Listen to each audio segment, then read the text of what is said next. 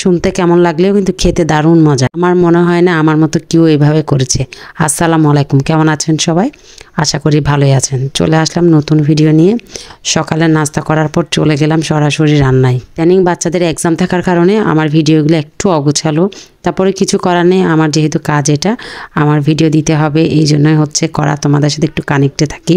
তো প্রথমে করে নিচ্ছিলাম ভাজি, হলুদ দিয়ে দিলাম, কাঁচামরিচ দিয়ে দিলাম, আর হচ্ছে ভাজিটা কেটে রেখেছিলাম রাতে।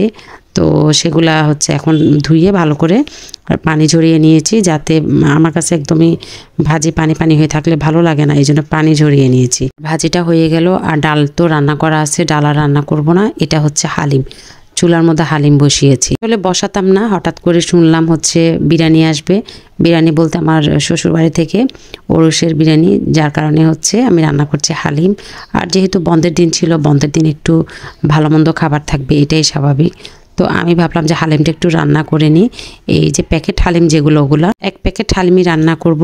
প্রথমে বুঝতে পারিনি, পরে আমি একদম সব মশলা দিয়ে মাখার পর বুঝলাম মানে থেকে মুরগিটা বেশি, যেহেতু এক প্যাকেট হালিম, মশলা থেকে একটু মুরগিটা বেশি। আমি আবার বাসার মশলা দিলাম।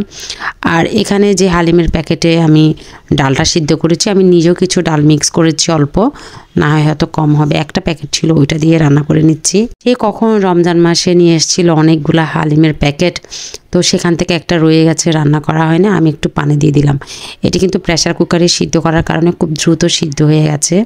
তো যারা অনেকক্ষণ নেড়ে চেড়ে হালিমের ডালটা সিদ্ধ করেন, এটা করার কোনো দরকার নাই, প্রেসার কুকারে দিয়ে দিবেন, তাড়াতাড়ি সিদ্ধ হয়ে যাবে। এখন পেঁয়াজ রসুন লাল করে বাগার দিয়ে দিচ্ছি। যদিও যে পাতিলে নেবেন ওই পাতিলে এরকম বাগারের তেলটা দিলে মজা। আমি নেড়ে চেড়ে নিয়ে নিব, তেলটা উপরে ভেসে থাকলে আমার নিজেরও খেতে ভালো লাগে না।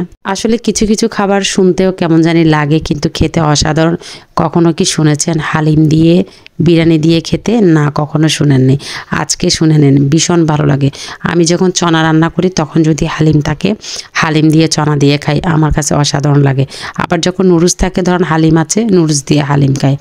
তারপরে হচ্ছে আজকে ছিল বিরিয়ানি, তো বিরিয়ানির সাথে আমি একটু খাচ্ছি, মানে বললাম যে হালিম দিয়ে খাওয়াবো, আমার কাছে ভীষণ ভালো লাগে। আসলে বেসিক্যালি করতাম বিকালে, বাট বিরিয়ানির সাথে খাওয়ার জন্যই হালিমটাই রান্না করা। এর মধ্যে একটু মুরগিও রান্না করছি। আলুটা কষিয়ে নিব ভালো করে, যেহেতু আলুটা সিদ্ধ হতে সময় লাগে আর মুরগিটা সিদ্ধ হতে একটু কম সময় লাগে। আজকে সব মশলা একসাথে দিয়ে আলুটা কষিয়ে সব লেগ পিস দিয়ে দিচ্ছি। লেগ পিসের প্রতি আলাদা একটা ভালোবাসা, খাওয়ার জন্য কি যে করি, এটা বাচ্চা থেকে শুরু করে আমার মনে হয় বড়রাও। আমি যদিও অনেক বড় হয়ে গেছি, কিন্তু এটার প্রতি লোভ আছে। তো লেগ পিসই রান্না করছি আজকে। আর বিরিয়ানিগুলো গরম করলাম, আর একটু সালাদ কেটে নিলাম, পুদিনা পাতাও দিলাম, যেহেতু হালিম দিয়ে খাবো এই জন্যই। আর টমেটো কেটে নিয়েছি, একসাথে আমি লবণ দিয়ে মেখে ভালো করে সালাদটা মিক্স করে নিচ্ছি। এর মধ্যে টেবিলে সব কিছু মোটামুটি দেওয়া হয়েছে, আর অনেকক্ষণ মাখামাখি করলাম। এখন হচ্ছে খাওয়ার পালা। আর আমার কাছে সালাদটা ভীষণ প্রিয় বিরিয়ানির সাথে। বিরিয়ানি দেখে অনেক অনেক কথা বলতে পারেন, তরতাজা বিরিয়ানি। আর ফ্রিজে রেখে দিয়েছিল একটু নর্মাল, শীতকাল যেহেতু নর্মালে রাখলে ভালো হতো, বুঝতে পারে নাই। তবে গরম করার পর দেখলাম খেতে বেশ ভালোই লাগছে। আমি প্রথমে ভেবেছিলাম কেমন না কেমন লাগে। এই যে হালিম দেখতেই পাচ্ছেন, বক্সে বেড়ে নিয়েছি। এর মধ্যে মুরগিটা একটু আমি ঝোল কম করে রান্না করেছি। আর এই যে বিরিয়ানি নিয়ে নিলাম, পাশে নিয়েছি হালিম। দেখেন, আপনারা অবশ্যই ট্রাই করে দেখবেন। আপনারা বললেন কি খাবার, খেয়ে দেখেন, ভালো লাগবে। আসলে এক একজনের এক একটা রুচি, এটা যার যার রুচির উপর। আর এর মধ্যে সব কিছু নিয়ে নিলাম, সালাদটাও নিয়ে নিচ্ছি। সেই সাথে আজকের ভিডিওটা আমি এখানে শেষ করব। সবাই ভালো থাকবেন, সুস্থ থাকবেন। আল্লাহ হাফেজ।